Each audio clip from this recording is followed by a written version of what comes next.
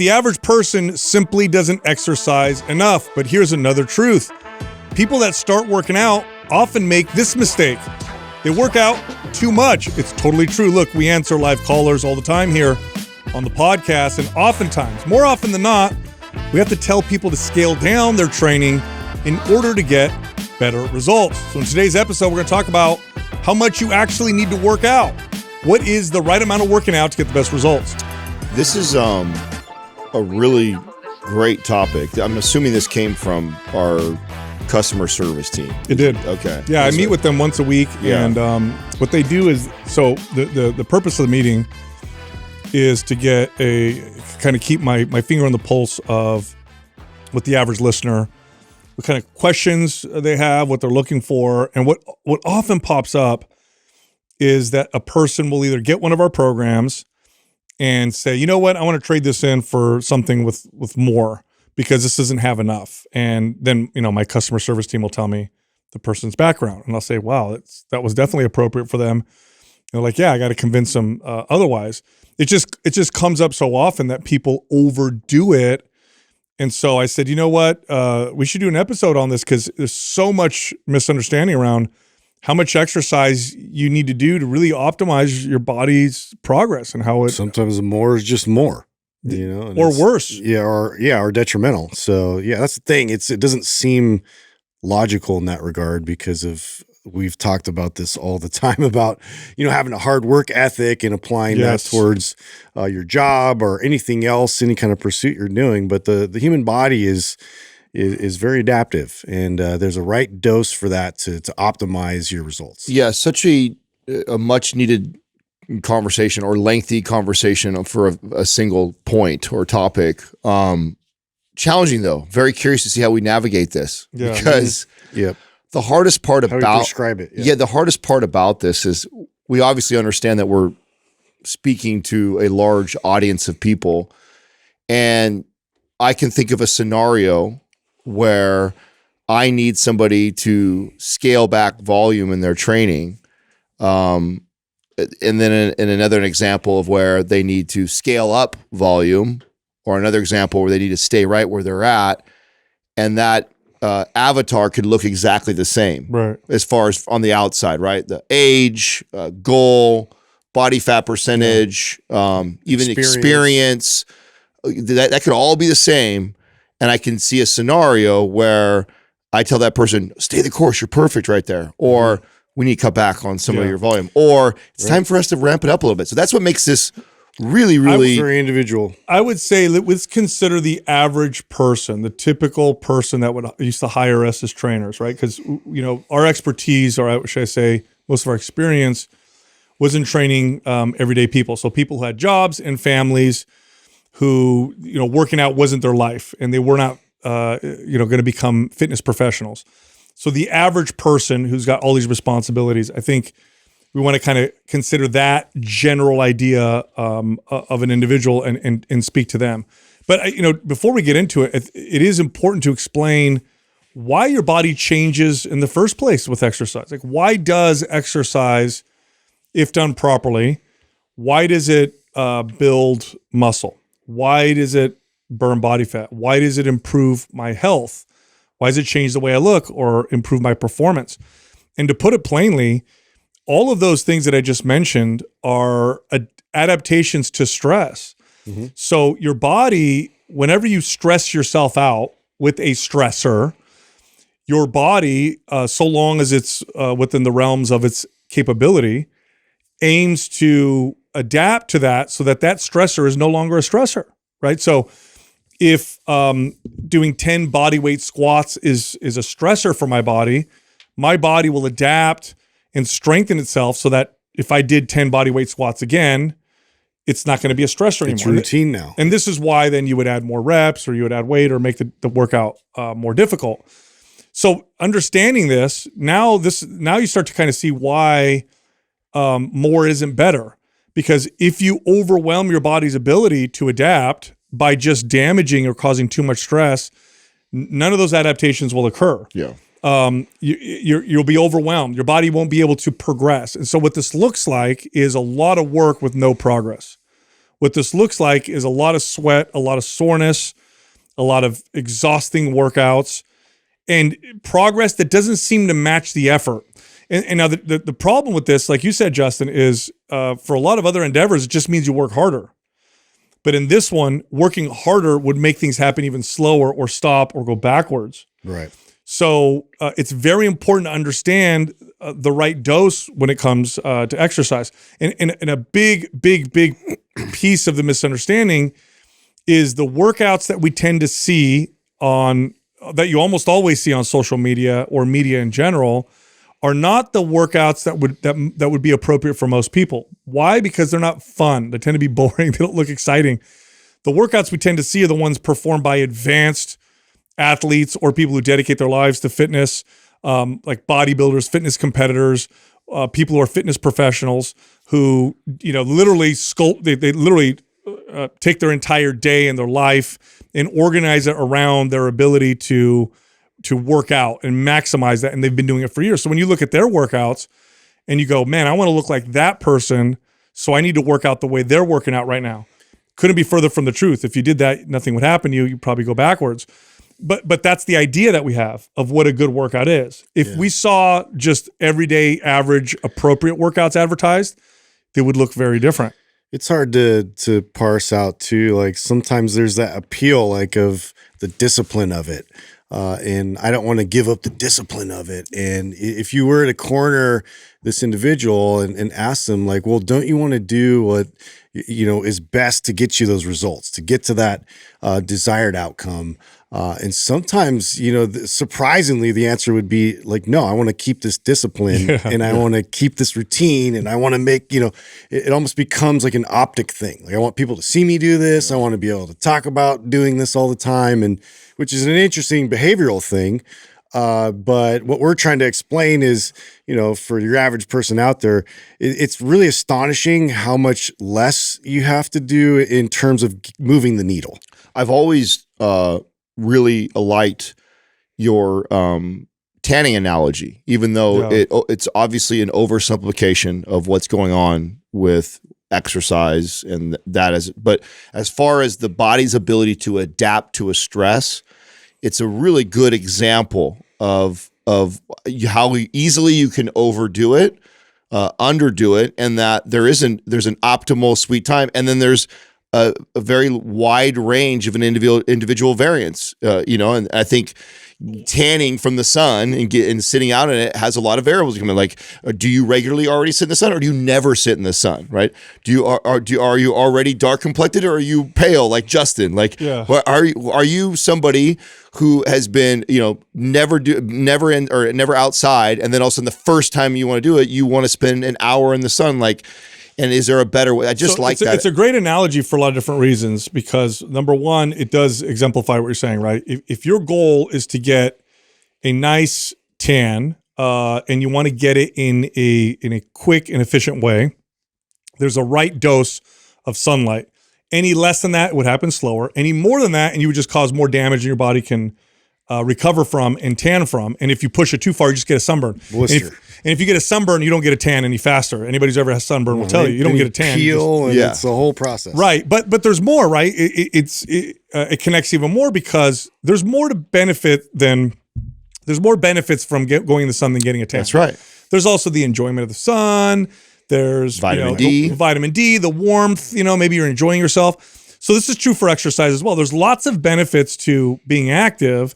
One of them are the physical changes that you see in your body. One of them is the aesthetics, the fat loss, the muscle building, the athletic performance enhancement.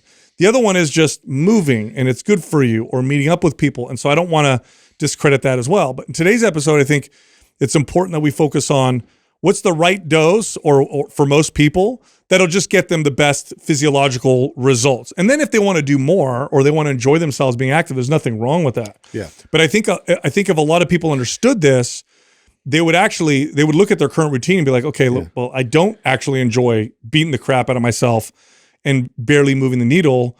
I think I want to start doing this. Well, there's the right also way. a way to stay super active without regressing. Right. And so that's kind of something else we're trying to convey is depending on your goal, like you can maintain a really active lifestyle. We're just trying to aid and support that with the right adequate amount of dose. Right. Resistance training. You have to help me.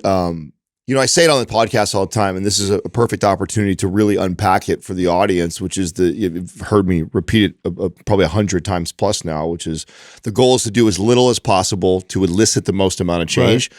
Like, why is that true? Why is it true that we want to do as little as possible to elicit the amount of change? Like, why not do a little more than that? Why is it not better for me to do more if I can get possibly more out of it? And what I would start by saying is that we can always keep adding more volume and more intensity. And going back to the tanning analogy, it's like you getting out and getting 5 minutes of sunlight may not get you the exact dark color that you want, but it's going to head you and you're going to go in the right direction. You most certainly aren't going to. It's not going to set you back. It's not going to set you back, which I think is the challenge that most people have when they pursue their fitness goal is they decide I have this goal, which typically is not a short-term goal to long-term. I need to lose 15, 20 pounds. I want to add all this muscle. I want to run faster, jump higher, whatever. It's a goal that takes time. And then they right away go into applying too much volume or too much intensity. And why that's so bad is because now that we've overreached like that, now our body's playing catch up and trying to recover. And I'm not reaping any of the benefits of all that extra work, where I'm way better off doing as little as possible to elicit some sort of a change. And then it's always like, okay, I could do a little bit more. It looks like my body responded well. I could do a little bit more. Well, the quote is do the least amount of work to elicit the most amount of change. To put it differently, the perfect dose is what you're talking about. Today's giveaway on YouTube is the RGB bundle. To enter to win, leave a comment below this video in the first 24 hours that we drop it. Subscribe to this channel and also turn on your notifications. If you win, we'll let you know in the comments section. Now, this episode is brought to you by a sponsor, Intera. They use peptide science. If you've been hearing about peptides, they use peptide science for skincare products and hair products. This is advanced stuff. You won't find it anywhere else. This blows away the stuff you get over the counter. If you want to see your skin change within 2 or 3 applications, or if you want something that literally stops hair loss and gets it to regrow legitimately, check out Intera. They're the cutting edge. Go to enteraskincare.com. That's ENTERA skincare.com/MPM. Use the code MPM and get 10% off your order. Also, because of this episode, because we're talking about how much you should actually work out, we have a program called MAPS 15. It's 15 minutes a day. It's one of our most popular programs. It is very effective. It's 50% off because of this episode. So if you're interested, go to maps15minutes.com. That's maps15minutes.com. And then use the code MAPS15, MAPS15 for the 50% off discount. All right, here comes the show. It's the perfect dose. So if you were to look at it, if a chart, if I were to make it kind of a graph here, titrating your way there. On the very left would be no exercise at all. You're doing nothing. On the very right would be the absolute most amount of exercise that your body can tolerate before it becomes dangerous. Okay, so that's the graph. Somewhere in the middle is the perfect dose. Going closer to the most you could tolerate doesn't get you there any faster. If anything, it gets you there slower. Each time you move away from perfect, either to the left or to the right, each time you move away from what is considered perfect, you get results slower. If you move towards the right a little bit and you keep moving in that direction, you compromise your body's ability to adapt, because now your body's just concerned with healing. And I want to make this point. Healing and recovery is not the same as adaptation. And people confuse the two. They think, oh, you got to focus on recovery. You got to focus on recovery. Yes, this is true. But healing would be like me scratching my skin and then my skin healing the damage. Adaptation would be my body then adding extra layers of skin to develop a callus. So healing is getting me back to where I was. So I exercise and I cause a little bit of damage. My body recovers and brings me back to where I was. Adaptation now is taking me to another level. And so if I push beyond what's ideal, my body it's not going to care as much about adaptation, because healing is the number one priority. If you damage your body with stress, or you apply stress on your body, rule number 1 is survive the stress.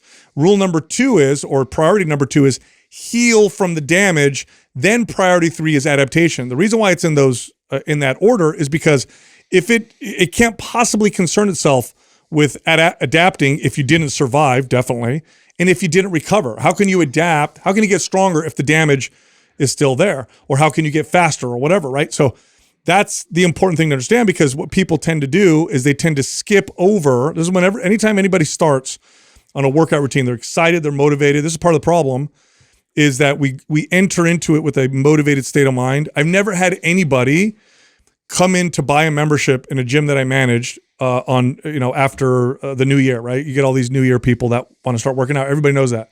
Gyms are at least 50% more people come in to work out right around, in January. So I've never had somebody come in January and say, hey, you know what? I'm getting started. It's a New Year's resolution. I haven't worked out for 5 years. I'd like to come 1 or 2 days a week. Never. It's almost always, I'm on it now. Yeah. All right, 5 days a week. Let's do this. I want to go all out. And it's like, okay, you went from 0 to 5.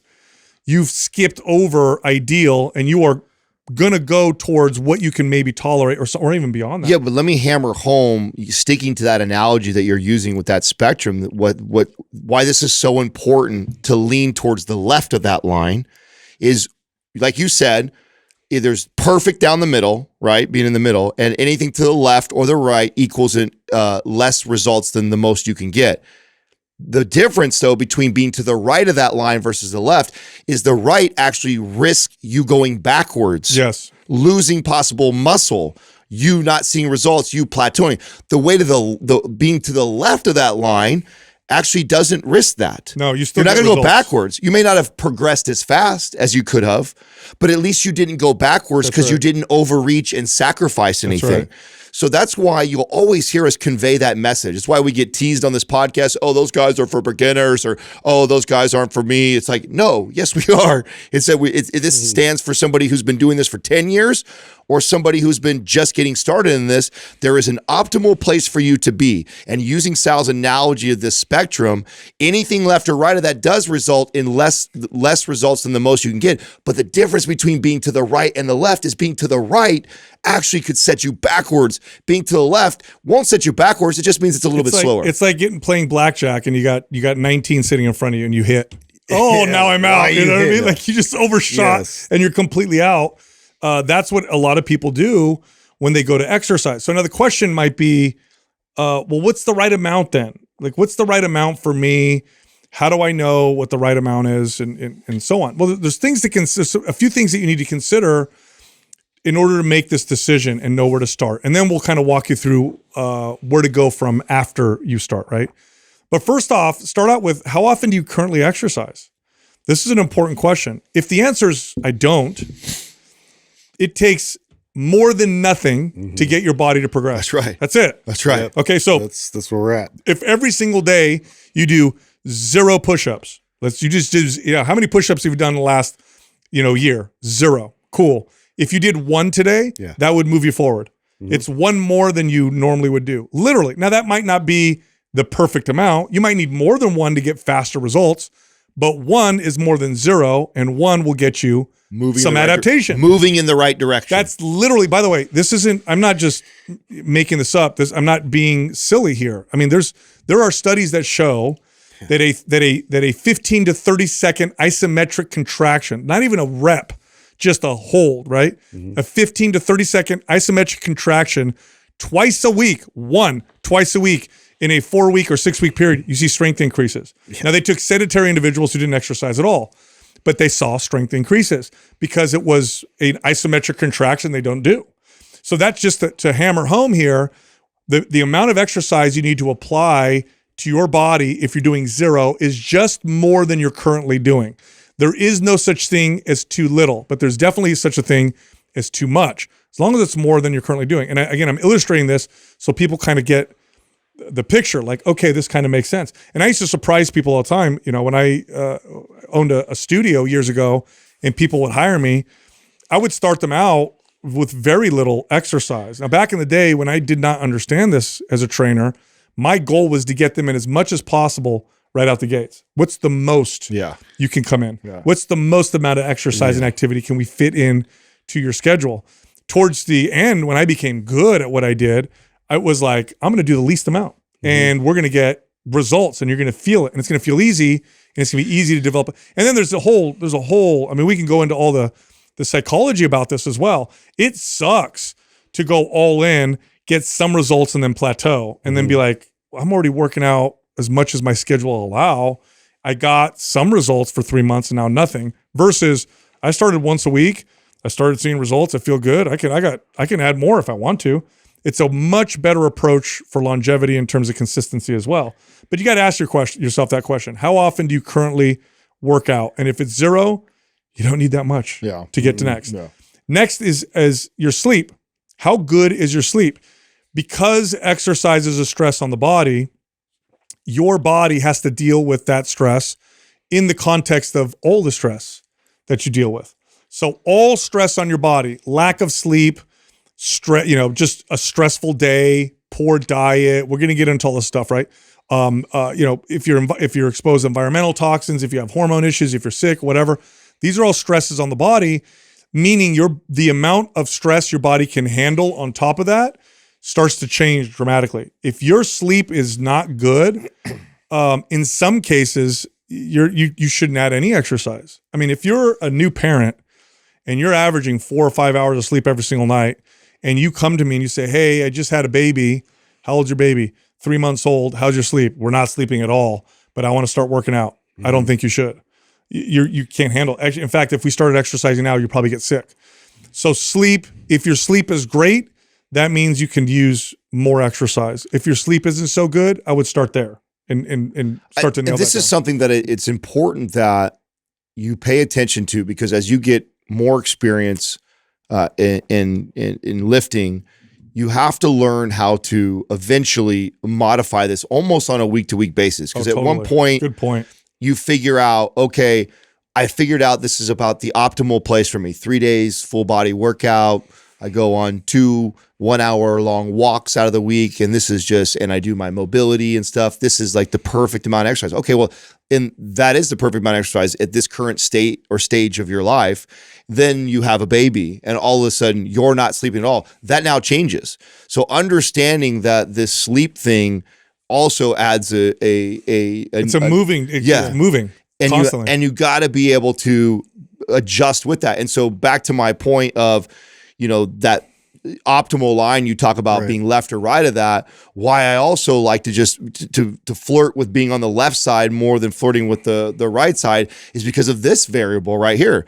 Because maybe you think, oh yeah, I know the most optimal amount for me, and then you just didn't get quite as good sleep. Well, didn't recover enough. Now it moved more to the left. Yeah. Is where optimal is. And so again, if you're always flirting with over the line to the right, and then you also add in, and this just happened to be a bad night of sleep before I go do it, now you really pushed beyond that limit. So it's why I'm always communicating to the client that, like, hey man, if we're doing more than what we did last week or the month before, we're doing great. I know you think you can do more or you can tolerate more, but you're moving along, we're progressing, and we're doing more than we were last month. There's no reason to rush that. I think it's hard for people a lot of times to quantify stress, especially if it's like psychological, if it's relationship stress, if it's work stress, stuff that's not physical. Because I think everybody has this idea that it's more physical stress that we're trying to recover from in order to be optimal and progress forward. All of that matters, and that this is just something that. And this is why we tend to lean a little bit more towards let's figure out, like, if all these environmental factors have changed, if you changed work, if you're in a new school, if you have a new relationship, or something else is happening at the home, let's bring the intensity down just a bit, and then let's see where that puts us, because that dose, now the right optimal amount, has probably changed, and we need to adjust. To your point, such a great point, Justin. I talk on the podcast about, like, my favorite client, or the clients that I tend to gravitate towards, were the type A, high performing CEO, executive type of people. And one of the most challenging things for me to solve was they were executing the diet, they were executing the exercise portion, everything perfect, and yet we were at these hard plateaus. Took me years of experience before I started to piece together, like, oh shit, their level of mental stress from their work is so high and heavy for them that even my 3-day-a-week workout and little diet that I have them on is just too much for where they're currently at. And because I'm going, they're in an office all day. They're not physically doing something laborious. I'm not taxing the body physically. I was totally underestimating the power of the mental stress on the body and and the body's ability to adapt to the physical stress. And so that point is so important. And I think you're right. I think that we always think of the physical stresses when you're talking about exercise adaptation, and people discount how much marital issues with your kids, issues at work play a factor in that total bucket of stress and how much it could push you over. It's so, I mean, it's crazy to even think about, but I could beat the crap out of somebody with a 4-hour workout and I would not cause the same amount of stress as if they got a phone call that their kid died in a car accident or something like that. Sure. It ravages, has the ability to ravage your body. Anyway, the point that we're trying to make is it's all stress. It's all stress. Think of it all under this one category, and exercise is in there as well.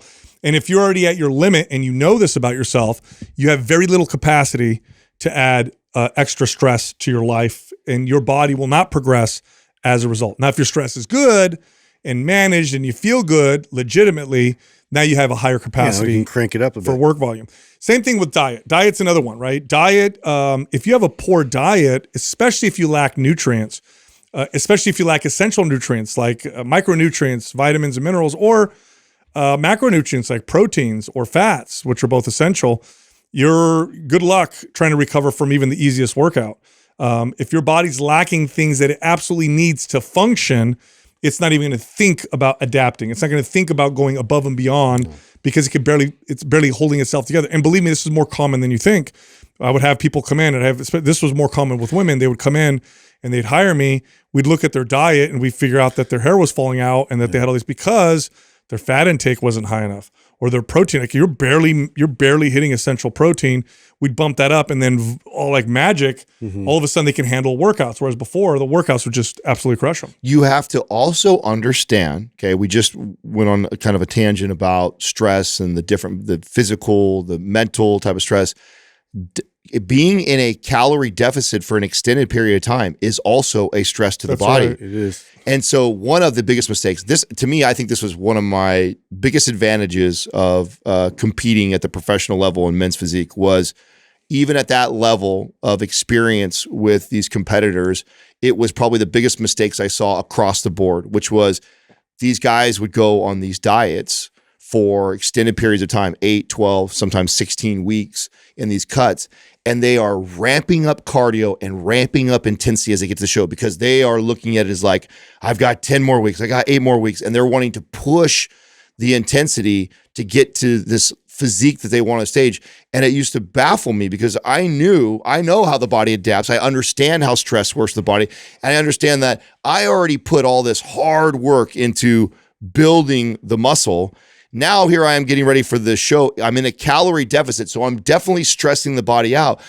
I got to be very careful with that line in the middle, that optimal line we're talking about, because if I push too much and I'm going to keep flirting with over that, I'm going to keep sacrificing muscle on the way, and I'm going to end up losing all the hard work that I put in the months before building that. And that's an extreme example of competitors, but this happens every day to the average person who doesn't even realize they're doing it too. You bring me to an important point, Adam, that I'm going to make right now. An overstressed body it wants to be under-muscled and over-fat.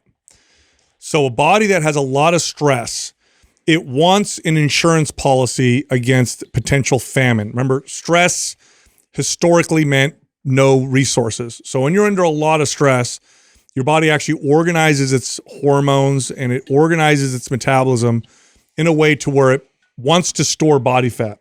It also organizes those same things to pare muscle down, because muscle in comparison to body fat is expensive, requires resources.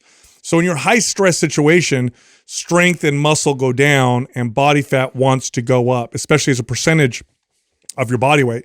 So then the reason why I'm saying this is to sell even harder to somebody. You push beyond what's ideal, you'll make it harder to build muscle and burn body fat. And if you go too far, look, I'll tell you a story. I've told this story before. I had a woman that I trained one time, it's the first time I experienced this, where she did a lot of the things right, but we couldn't figure out what was going on. And this is early days. So early days as a trainer, I thought the more the merrier. And she was running, I don't remember how many days a week, 4 days a week. She was training with me 3 days a week. She was a high-powered executive. And, you know, she was so perfect with everything with her diet that she got to a certain level of fitness that was pretty good. But there was like this, I don't remember what it was, like 12 or 13 pounds of body fat that just was stuck. And she'd drop her calories, it wouldn't go anywhere. And every time she'd drop her calories, she'd just lose muscle, not the body fat. Couldn't figure out what the hell was going on. And I had a coworker that I worked with who was more on the functional medicine side. At the time, functional medicine wasn't really a thing. This was the late 90s. But this individual was ahead of the curve. And I remember them saying, she's too stressed. And they sold it to me. They literally explained the way I just explained it and said, body wants to store body fat and they want to lose muscle. So I convinced this woman to cut out most of her running and replace it with a form of yoga called yin yoga. For anybody who's ever done yin yoga, you burn 0 calories when you do yin yoga. It's not power yoga. Yeah. It's not flow. It's literally you get into a yoga pose and you hold it for 3 minutes on the floor and you focus on your breath. Yeah. That's like it's very like parasympathetic, super relaxing. You burn more calories, you know, on a really mild stroll. Okay, so it's not a calorie burner. And we did this, and I convinced my client. I said, let's give it a shot. Let's see what happens. Cutting out running, burning less calories. Here's what ended up happening. First of all, she started feeling better. She's like, wow, I feel better. I'm going to continue doing this. Then I noticed her strength going up in the gym. Wow, I'm getting stronger. What's going on? Then I tested her body fat. I don't remember how much and it started going down. She started losing the body fat that was so difficult for her to get rid of by working out less. Why? Because her body she's now working with her body, not against it. So the point of this is again, doing more than is necessary won't get you there any faster for sure. And if you push it hard enough, it'll not only get you there slower, it'll probably take things away from you. So let's talk a little bit about what would, now again, there's a massive individual variance here. Okay. So forgive us because we're not talking to an individual, but we're going to generalize here what a good general exercise routine looks like for the average person that would give them what most people are looking for. They want good muscle shape and strength. They want to have decent mobility and good health. Not trying to get shredded, not trying to look like a bodybuilder, but rather I want to look like I work out and I want to be fit and healthy and I want it to fit my lifestyle. And this is something I'm going to do long term. And so here's what it's going to look like. First, let's start with just general activity. This was something that I think all of us in here scoffed at in the early days as personal trainers. Huge mistake. We totally directed people the wrong way. Now, looking back, I'm like, man, this was a huge mistake. And that is one of the best things you could do every single day just for activity is to walk more. Yeah. There is absolutely Structured nothing. walks. There is nothing better for your health in terms of just daily activity than trying to walk. And there's a few reasons. It's a low skill activity. Your chance of injury, either repetitive injury or acute injury, is very low. Most people can walk. So I'm not telling people to run who don't run or cycle who don't cycle. It's also super convenient. I'm not telling people to go power walk. I'm literally saying walk throughout the day. And then I tend to attach this to breakfast, lunch, and dinner and make it like a 10 or 15-minute walk after breakfast, lunch, and dinner. And the health benefits of this are profound. And it's easy to stay consistent because it's a few short walks a day. Consistent, repeated movement creates momentum. It's a recipe for success. Improves digestion. It also is something that is not only burning calories, okay, but it's also something that's recuperative. Yes. So something that you can do that's recuperative for the body and also helps you with your total calorie expenditure for the day, improves digestion. There's so many. And walking tends to reduce stress. So this is, I'm glad you went this way too, because one of the ways that I would guide clients that were wanting to do more, and I didn't think they needed to do any more, but I also wanted to encourage them for more activity.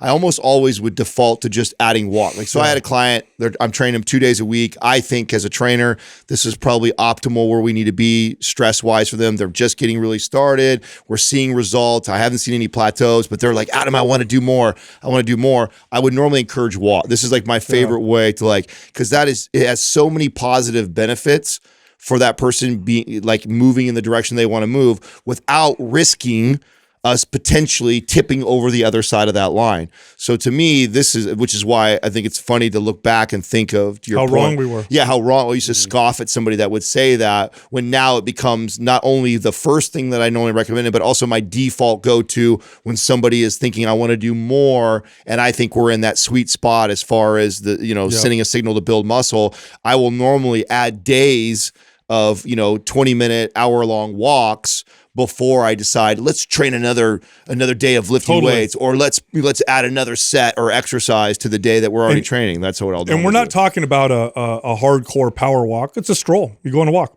And it's also anti-stress. So walking and movement in this fashion doesn't really stress the body unless you're super, super, super sedentary and you actually don't get up off the couch. This could be like a hard workout on its own.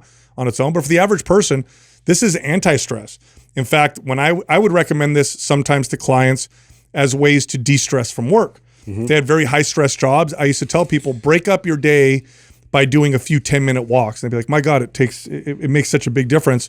Because just the way it activates the brain and some of the getting outside of your brain and into your body. I think a lot of times people just don't give themselves that opportunity to really feel their way through this movement and use their body. Okay, now let's get to the actual structured workouts. This is where we get to strength training. Now, the reason why we talk about strength training as the structured workout is because in comparison to all other forms of exercise, strength training requires the least amount of time investment to give you the most results by far. There's no form of exercise that will produce aesthetic, visible changes in your body like strength training and a time for time basis. It just doesn't, nothing comes close to the effectiveness of strength training to sculpt and shape the body because of its muscle building effect. Muscle is protective.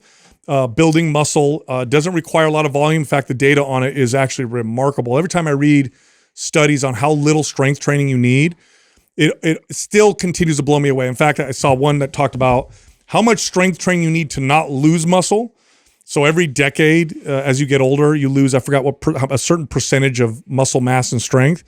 And the study said something like once every 2 weeks or something like that, like one strength training workout, very basic, every 2 or 3 weeks would prevent that. So you need very little. But ideally for most people, the number that I'm going to give that gives people a lot of room, in other words, they could start as beginners with this and progress quite a bit without having to add more workouts is, and I'm going to give my traditional answer, and then I'm going to give my new answer, which is more recent. But my traditional answer was about 2 days a week. 2 strength training workouts a week, full body, about 45 minutes each. You could go really far with that with strength, muscle, and fitness. In fact, I remember when Doug is our producer, he hired me years ago. Fitness, he had a background in fitness, hired me. I convinced him to only train twice a week with me, and we got him to a 405-pound deadlift. And shredded. In his late 40s, I believe, at the time. Just from 2 workouts a week with me, and on his own, he was doing things like walking. I like when you share that story about Doug too, because Doug is an example of somebody who had been working out for a very long time, read all the magazines, tried all the supplements, tried all the different splits, done all those things like that. And I know that sometimes this conversation, for some reason, gets lost with people that have been lifting for 5 or 10 years. They think they're beyond this conversation and they figured this piece out. And it's like, no, I can't stress enough to you how many people have shared the same journey as Doug, where they have been spinning their tires for 10, 15, 20 years in their lifting career. And it's because they have never truly figured out that optimal dose for them. And then when they do and they unlock that, the potential is crazy. And I mean, if you've been listening to us for a long time, you've seen those pictures of what Doug looked like at his late 40s and what he was doing performance-wise. Not only was he performing in the gym and super strong, but he also was shredded too. So the average person may not believe this, but I guarantee you 2 days a week of a full body routine or a 5-day, 15-minute type of a that's routine. The second part. And that's something new for me that I recommend now, because you could do 2 45-minute workouts a week, or you could do 5 15 to 20-minute workouts a week where you're doing like 1 or 2 strength training exercises. Now, the reason why we advocate for that now is because it tends to promote a more consistent behavior. It's actually easier to get somebody to do 1 to 2 strength training exercises most days than it is to get them to do 45 minutes twice a week. So from a consistency perspective, that 15-minute workout where you do a couple strength training exercises and you're done. You're 15 minutes a day, okay?